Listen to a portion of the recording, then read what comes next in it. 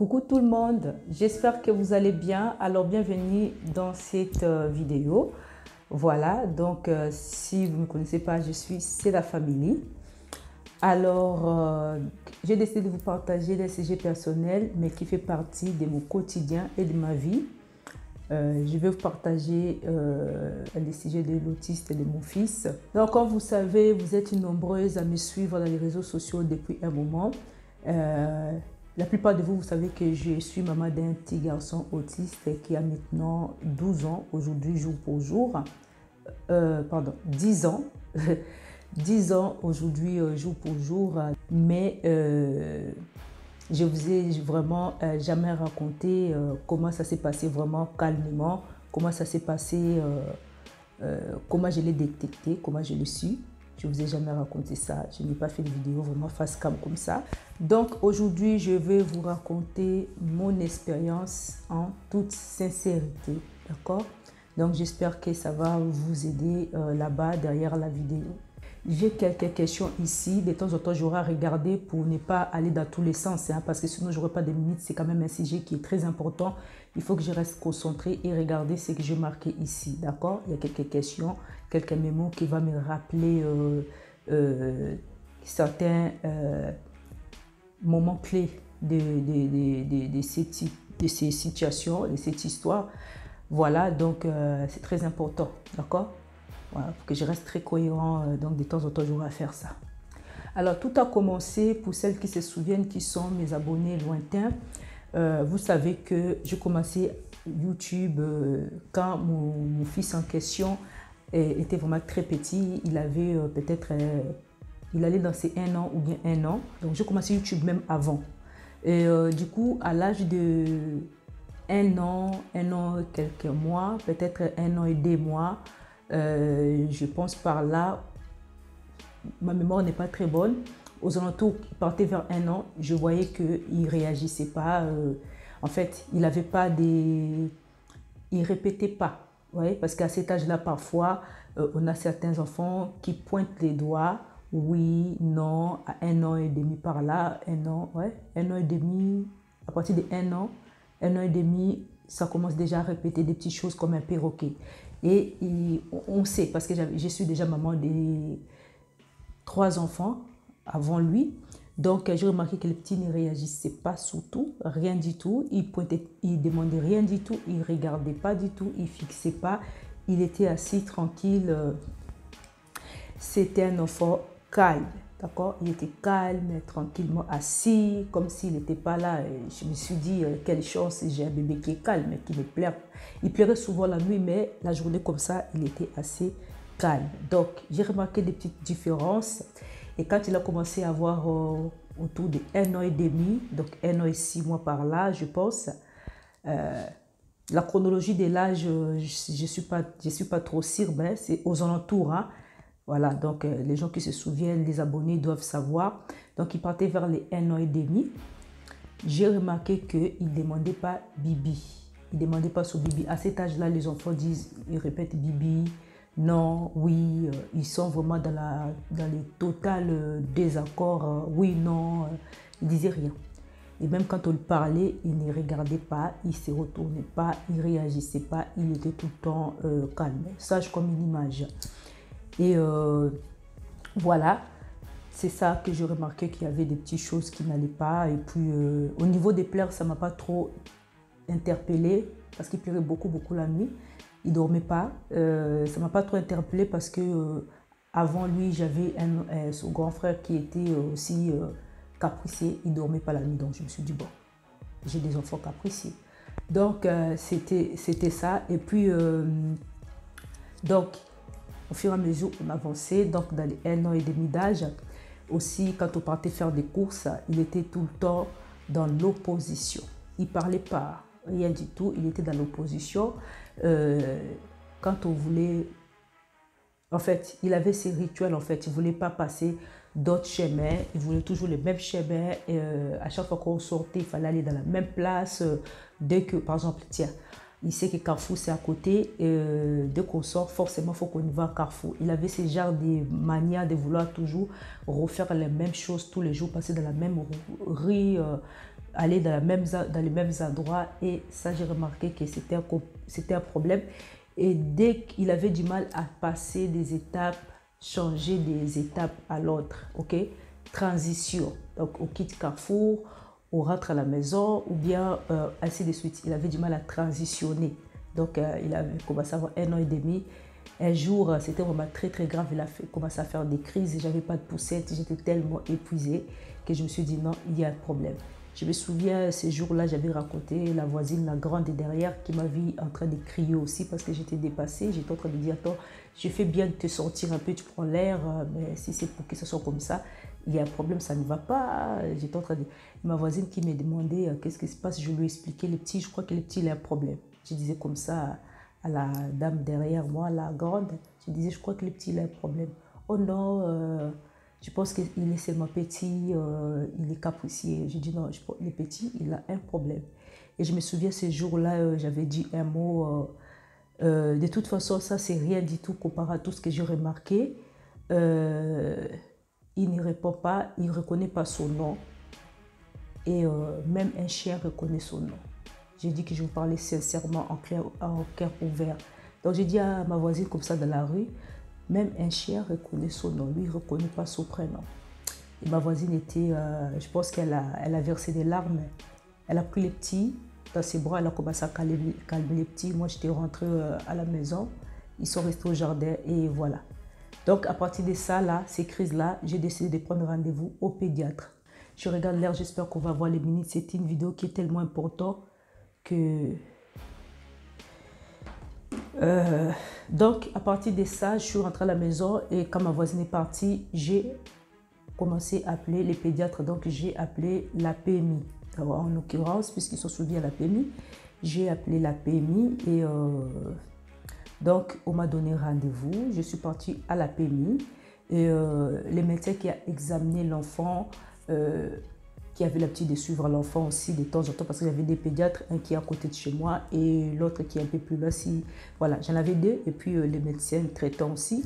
Et les médecins de la PMI m'ont dit que non, vos enfants parlent souvent tard. C'est aussi, les garçons, c'est comme ça, ils sont toujours en retard, ils ne peuvent pas tout faire en même temps. Rentrer, revenir dans 6 mois. Je me suis dit non, non, non, non, non. Ces jours-là, je me suis dit non, non, non, non, il y a un problème. J'ai rappelé un autre pédiatre et j'ai pris rendez-vous. Donc, le médecin m'a dit pareil et j'ai repris un autre pédiatre. Pareil, j'ai pris rendez-vous. Alors, cette fois-ci, quand j'ai pris rendez-vous chez un autre pédiatre, et le pédiatre a regardé l'enfant parce que j'avais fait expo aussi ces jours-là.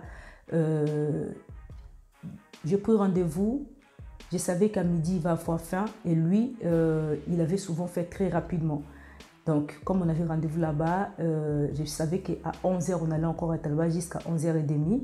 Donc, on arrive à 11h30, les petits commençaient à avoir faim. Et c'est là qu'il a commencé vraiment à faire ses crises dans le bureau du pédiatre. Et le pédiatre a bien regardé, a vu qu'il y avait effectivement un problème. C'est là qu'elle nous a dirigés vers son confrère dans un grand hôpital pour détecter. Parce que moi, je lui ai dit directement, j'ai l'impression qu'il est autiste. J'ai observé certaines choses, j'ai regardé des vidéos YouTube, j'ai regardé plusieurs vidéos, j'ai vu qu'il a des signes autistiques.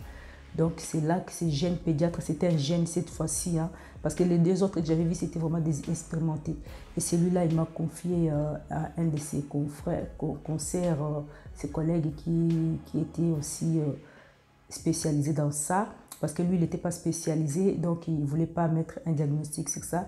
Donc, il nous a pris rendez-vous et on a été dirigé à l'hôpital Lamis. Est-ce que j'ai cherché à parler autour de moi quand j'ai remarqué ça? Non. Moi, je n'ai pas trouvé nécessaire à parler autour de moi. Je n'ai pas parlé, j'ai regardé plutôt sur YouTube les signes, les parents qu'ils ont fait des vidéos. J'ai regardé et j'ai remarqué. Mais à l'école, après, c'est moi qui est parti annoncer. J'ai annoncé, les petits vont rentrer en maternelle en septembre et j'ai remarqué des signes sur j'ai remarqué les signes sur les petits. On a déjà pris rendez-vous, donc voilà. Mais il va rentrer en septembre à l'école. Le directeur m'a demandé s'il était déjà propre. J'ai dit oui. Et on essaie de le mettre au propre et il sera propre pour la rentrée scolaire. Voilà, donc on avait encore le temps, on avait le temps, on avait encore 3 mois avant la rentrée scolaire. Donc je l'avais détecté vraiment, heureusement. Plutôt, on avait déjà rendez-vous déjà avant, hein. Voilà, mais j'avais quand même annoncé à l'école ce qui arrive pour les petits, pour qu'ils ne soient pas surpris quand les petits seront à l'école. Je suis partie, j'ai avancé, j'ai dévancé les directeurs, hein. Je lui ai expliqué quels petits ils auront à l'école, quoi. Voilà. C'est pas l'école qui a détecté. J'ai pas voulu attendre qu'ils puissent m'appeler et me questionner. Je suis partie directement leur faire part du petit qui va rentrer en septembre, donc dans quelques mois. Et voilà. Alors, donc dans les diagnostics, quand on est parti faire les diagnostics, on a pris rendez-vous. Voilà, on a pris rendez-vous, donc c'était le jour des diagnostics. Avant de déposer un diagnostic, le petit, donc de lui déclarer autiste, il y avait beaucoup de séries, de tests, hein. Je pense qu'on a passé là-bas plus d'1 an dans cet hôpital-là. Il y a eu plein de séries de textes, des psychométriciens, des pédiatres. En fait, il y en avait tout. Il y avait tout là-bas. Donc, on a passé 1 an avec eux. Désolé, on a été coupé l'appareil à chauffer parce que c'est devant la fenêtre. OK? Donc, on a passé 1 an avec eux et il y a eu les verdicts qui est tombé. Voilà, donc on nous a fait appel, on nous a fait venir au bureau. De toute façon, avant qu'il nous donne les diagnostics, on était déjà clair depuis qu'il était là-bas. Il y avait déjà tout pour être déclaré qu'il est autiste. Il n'y avait plus rien qui pouvait mettre doute, quoi que ce soit. Mais j'avais quand même un petit espoir qu'on dit que non, soit il est hyperactif, il n'est pas autiste, soit voilà. J'avais un petit lueur d'espoir, mais tout au fond de moi, je savais déjà qu'il était autiste. Parce que voilà. Ensuite, le diagnostic est tombé, il est autiste. Et au fond de moi, j'ai été touchée, j'ai été triste, j'ai été complètement abattue, mais je n'ai pas montré. Je ne l'ai pas montré. Je n'ai pas pour habitude de montrer mes émotions. Je n'ai pas montré, je suis restée calme. Et puis, mon mari qui est à côté, bon, il est un peu plus sensible que moi. Je n'ai pas voulu lui montrer aussi que j'étais touchée. Donc, je me suis ressaisie et puis... voilà, donc j'ai commencé à poser des questions, à quelle école il ira finalement, vu que maintenant il est autiste. Est-ce qu'il sera propre parce qu'il n'était toujours pas propre? Parce que je vous ai dit qu'il restait... moi j'avais dévancé l'école, j'avais déjà dit avant, mais c'est... Voilà. Et le verdict est tombé pendant l'été, donc en septembre il va commencer l'école. Et je me suis dit tout de suite, j'ai posé la question à quelle école il partira, parce que j'ai entendu dire qu'il y a des écoles spécialisées, des choses comme ça. Alors le docteur qui s'occupait des petits a fait comprendre que non, il partira dans une école normale parce qu'ils ont observé, ils observent les cerveaux, ils observent tout. Il faut vraiment des analyses poussées. Nous, c'était 1 an ou 9 mois là-bas. Donc, elle nous a fait comprendre que le petit finira par parler et puis finira par être propre. Et voilà, là, il est encore tout petit par rapport à son âge. Il est encore petit, hein, au niveau mental par rapport à son âge, il est encore petit. Donc, il finira par parler, ne vous inquiétez pas. Mais bon, moi, pour être franc avec vous, malgré tout ce que le docteur a dit qui pouvait être rassurant, je ne le croyais pas du tout. Je ne le croyais pas du tout parce que je ne voyais rien qui pouvait me faire comprendre que ces petits allaient être propres. Je voyais rien qui pouvait me faire comprendre que ces petits pouvaient parler, ok, ou qui pouvaient m'appeler maman, d'accord? Je ne voyais rien du tout. Oui, je me suis posé des questions aussi au niveau de son avenir, hein. Je me suis posé des questions, est-ce qu'il va finir par parler? Est-ce qu'il va finir par m'appeler maman? Est-ce qu'il restera toujours le même? Est-ce que je vais avoir un grand bébé adulte? J'ai été triste. Et parfois, je suis triste, et parfois, j'ai beaucoup pleuré aussi, même si je n'ai pas pleuré devant les gens. Je me suis retrouvée toute seule, en fait. J'ai pris la décision. C'est vrai que pendant mes moments de pleurs, il y en a eu des moments de pleurs, il y en a eu beaucoup. Surtout des moments de prière. J'ai beaucoup remis à Dieu. Je priais moi-même dans mon cœur, dans mon côté. Et j'ai demandé à la nature de faire des faveurs à mon fils. J'ai demandé à la nature, faites des faveurs à mon fils, enfin, il est innocent. Et je n'arrêtais pas de prier. Et c'est vrai que parfois, j'attendais que mon fils parle, que mon fils puisse retrouver son âme. Je disais que mon fils, il n'avait pas d'âme à l'époque. Je disais qu'il n'a pas d'âme. J'ai un bébé qui n'a pas d'âme. Il n'a pas un enveloppe qui n'a pas d'âme. J'attendais que l'âme de mon fils regagne son corps. J'attendais ce moment-là. Oui, en secret, j'attendais ce moment-là. Mais j'ai resté fort devant les gens. Je restais fort devant vous quand je faisais mes vidéos. Je restais fort. Je me suis concentrée sur d'autres choses pour ne pas perdre les pédales. Ok? Voilà. Donc, j'ai essayé de moi pleurer le plus souvent possible. J'ai resté de voir les bonnes qualités pour mon fils pour pouvoir avoir l'espoir. Donc, pour pas que la vidéo coupe parce qu'il n'a pas beaucoup de minutes, donc suivez ces vidéos-là, ces genres de vidéos de temps en temps. Mon fils. Aujourd'hui, avec les reculs, je peux vous dire que mon fils est venu ici sur Terre, en tout cas est venu naître chez moi pour m'apprendre beaucoup de choses. Ok, j'ai appris beaucoup de choses, j'ai beaucoup grandi au niveau de tout, j'ai beaucoup grandi, j'ai acquis la patience, ça m'a renforcé, j'ai vraiment appris à être beaucoup plus humain et à être à l'écoute des personnes, à être à l'écoute. La patience, tout ça j'avais déjà eu, mais pas la patience, je n'étais pas patiente. La gentillesse, j'ai toujours été gentille, mais j'ai manqué de la patience, j'avais plus de colère. Hein? J'ai appris à moins faire la colère, hein? À moins s'énerver, voilà, la patience, la douceur. Même si c'est pas tout le temps je suis douce, mais la douceur. Ok, mon fils, il m'a appris beaucoup de choses à être une bonne personne ici sur Terre.